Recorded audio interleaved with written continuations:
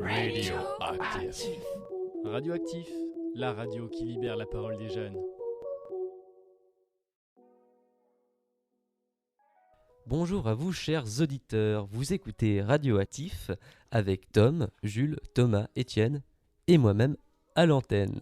Aujourd'hui, nous allons nous plonger dans un festival bien de chez nous, et oui, car c'est le festival Film Court de Dinan, organisé par l'association Court vers le large.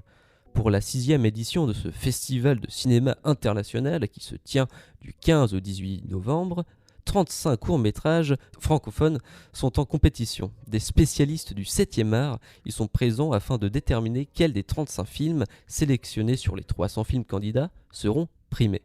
Notre équipe de choc s'est rendue sur le terrain afin de vous présenter 4 courts-métrages passés ce mercredi 15 novembre. Peut-être arriveront-ils à vous donner envie d'aller les voir. Je ne sais pas, j'espère. Tom, tu vas nous parler de La Grande Ourse. Alors, La Grande Ourse est réalisée par Anthony Ajon. Tous les étés, Chloé se rend au même camping, mais cette année, elle y va sans sa famille, pour échapper à son quotidien. Elle y retrouve Alexia, une amie d'enfance, qui vit sur place et qui s'entraîne pour son prochain combat. Mais cet été va les unir à jamais.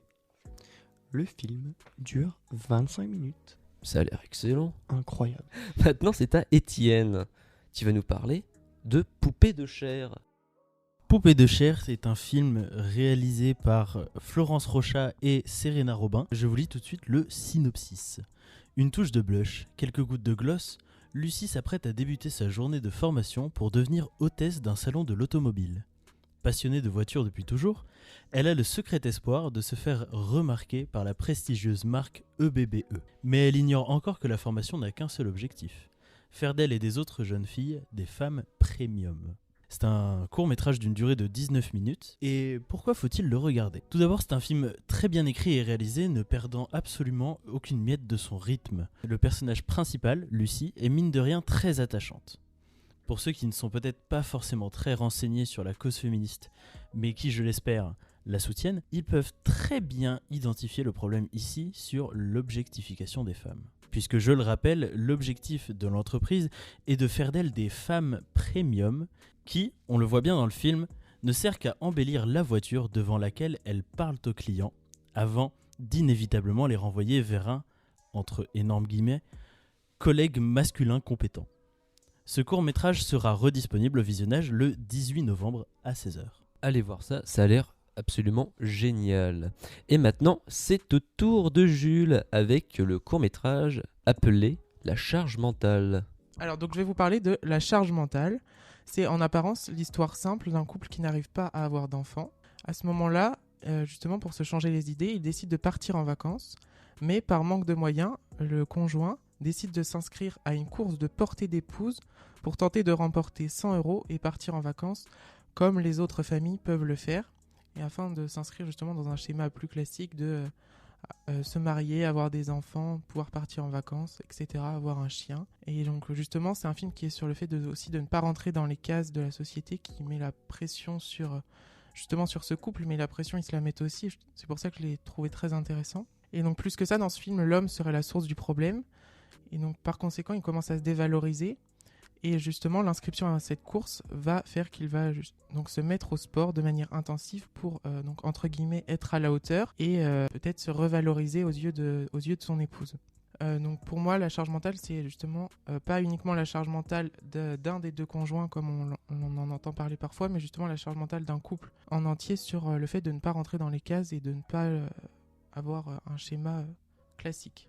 Il a été réalisé par les frères Rifkis. Et vous pourrez le retrouver également à la rediffusion samedi 18 novembre.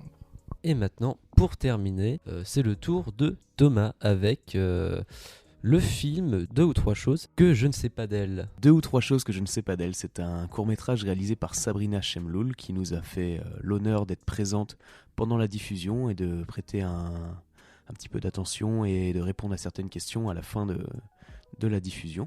Donc c'est un court-métrage de 21 minutes qui se déroule à Brest. On y suit Lila, une jeune femme de 18 ans qui vit en appartement avec toute sa famille, sa mère, son grand frère et ses sœurs. Toute sa famille est de confession musulmane, mais Lila semble se tourner davantage que ses semblables vers la religion. Elle porte le voile, contrairement aux autres femmes de sa famille. Elle prie seule au milieu de la journée, et elle semble très pressée de se marier. On découvre peu à peu l'inquiétude de ses proches, puis les raisons qui poussent Lila à faire tous ses choix. C'est une histoire qui est très touchante parce qu'elle parle principalement de l'affirmation des adolescents, mais elle traite aussi de beaucoup d'autres sujets dans le fond, tels que la perception des musulmans en France, les relations intrafamiliales et surtout de l'image qu'on peut se faire de la religion comme quelque chose qui pourrait pousser les gens à se renfermer, alors qu'au contraire, c'est bien souvent le cas, et d'autant plus dans ce film, c'est une façon pour elle de s'ouvrir. Merci beaucoup. Merci à tous pour vos interventions absolument édifiantes et délicieuses. On vous rappelle que les films, tous ces courts-métrages repasseront samedi à 16h au Théâtre des Jacobins à Dinan. Allez-y, c'est génial.